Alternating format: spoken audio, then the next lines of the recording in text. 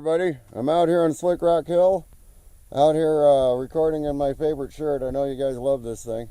So anyway, I'm just going to give you a quick view of the hill itself. I've been doing some droning and stuff, but I wanted a chance to comment on this, and my GoPro's dead. So hold on one second. This is Slick Rock Hill itself. Here comes a car down the hill, and it'll be passing here in just a second. And there's the scenery that you're getting on the hill and all that. And we even got a peace sign out of them. That was nice of them. So nice to see everybody in a good mood today. And it's such a lovely day out here.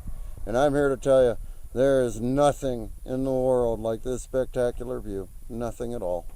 So it's just mind-blowing to me. And this is one of my favorite places in Colorado. And I don't know if you can make it out here or not. I think you can.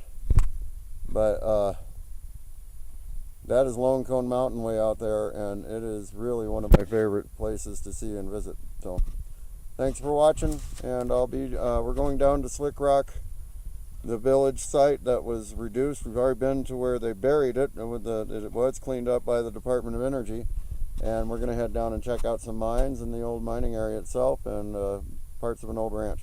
We'll talk to you later. Peace.